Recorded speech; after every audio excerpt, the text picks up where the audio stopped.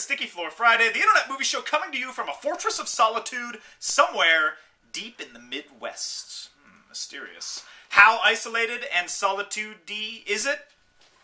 I only have VHS tapes. Look at this. What is this? The Crow? City of Angels? Oh, get out of here. What is this? Indiana Jones? Look at this. Indiana Jones and the Temple of Doom. Unopened! Unopened! That's gotta be worth nothing because nobody cares about VHS. You kidding me? The hell? Alright, let's talk about movies that are actually coming out right now. We're gonna start with the big one. It's Tron Legacy. And let me ask you a question. Have you seen the original Tron anytime recently? Have you seen it at all? The answer to both of those questions is most likely no. And there's a reason for that. Disney is refusing to let this movie come out until the sequel is in theaters. Now, why is that? Because the movie is freaking weird. Now, you just try and find it on Netflix right now. Go ahead, try. Pause the video. In fact, let me just show you. Look, save. You know what that means in the Netflix world.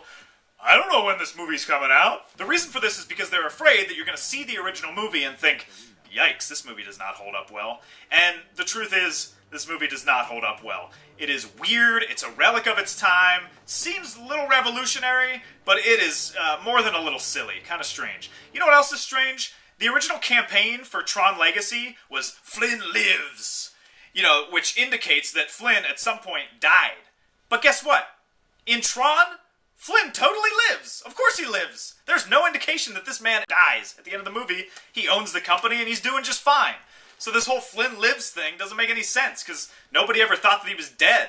Maybe the franchise is dead, but the dude himself? It would make more sense if it said Tron lives. So if people can't see the original, and Tron Legacy is a straight-up sequel, why would anyone under the age of 30 care about this movie? Because it's in 3D? Because it's got sexy ladies with lights on their boobs? No. I'll tell you why you need to care about this movie. 2 reasons. Young Jeff Bridges, old Jeff Bridges. It's a double dose of Bridges.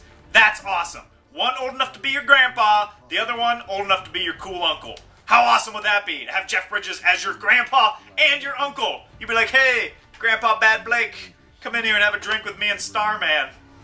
It's a bunch of Jeff Bridges references.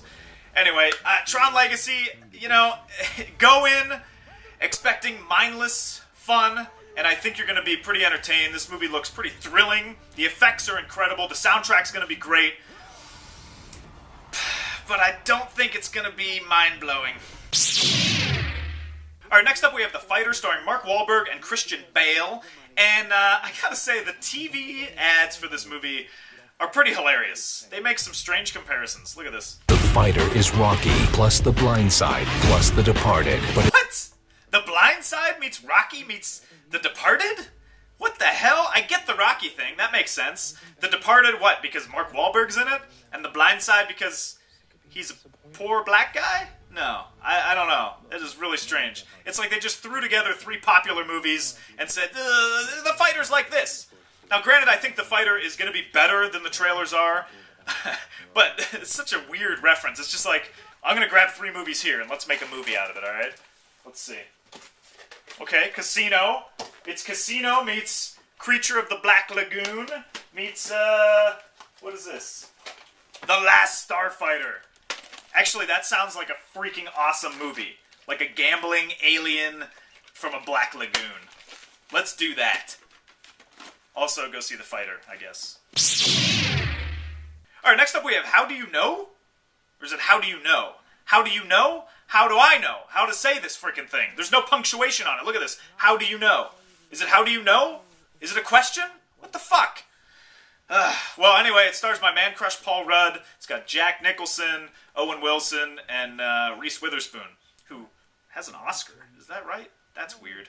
Alright, I don't know what the hell this movie is about. It's really strange. Paul Rudd in a lawsuit, and then Owen Wilson's a baseball player, and then Reese Witherspoon's doing whatever the hell she does. And the movie has a budget, reportedly, of $120 million. For this type of movie, that's insane. 40 of that goes right to the actors. So $40 million justified between all these guys, and I read that Paul Rudd gets the least out of all of them, and yet He's the one I want to see the most. It's just, there's nothing that I care about with this movie. Alright, and finally we have a live-action version of Yogi Bear. And to forget that I just said that sentence, I'm going to hit myself over the head with this VHS copy of The Flintstones. What was I saying? 3 questions. Number 1, have you seen the original Tron? Number 2, are you going to see Tron Legacy? And number 3, do you have any awesome VHS tapes like I do? Crawl! This movie's awesome. I'm gonna watch this right now. And number 3, do you have any embarrassing VHS tapes like I do?